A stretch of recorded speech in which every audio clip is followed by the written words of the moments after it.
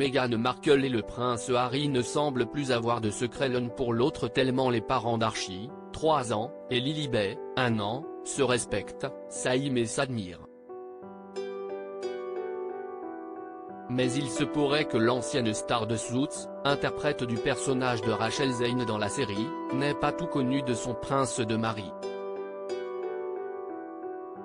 Dans Spare, les mémoires de la tête couronnée sortis ce 10 janvier, Harry évoque un rituel bien particulier qu'il respectait le soir venu une fois installé en Californie.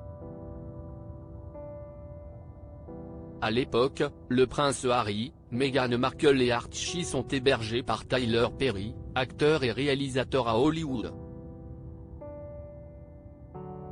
En attendant de trouver le manoir dans lequel la famille Sussex pourra prendre ses marques et débuter sa nouvelle vie, le trio a donc vécu en cohabitation avec la star des écrans. Ce qui n'a pas empêché l'ancien soldat de l'armée britannique de s'octroyer des moments rien qu'à lui, une fois la nuit tombée. Dans ses mémoires que le Daily Mail épluche avec détail, on apprend notamment qu'une fois Archie et Meghan Markle au lit, le prince Harry sortait s'aérer l'esprit dans le jardin, mais pas que.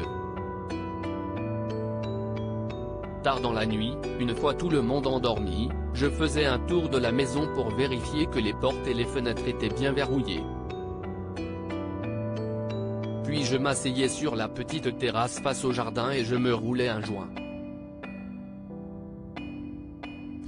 J'écoutais le chant des grenouilles dans la nuit, écrit-il dans les pages de son livre. Si la consommation de cannabis n'est pas autorisée partout dans le monde, elle l'est, à but récréatif, en Californie depuis 2016. Si est donc dans la légalité la plus totale que le prince Harry se réservait cette parenthèse. Une période stressante à l'époque, personne ne sait que Meghan Markle et le prince Harry ont quitté leur manoir du Canada pour élire domicile en Californie. Et si est une vie paisible, bercée par le calme du confinement, que les Sussex vivent pleinement à ce moment-là. La vérité a fini par éclater avec elle, les procès du couple contre les médias britanniques.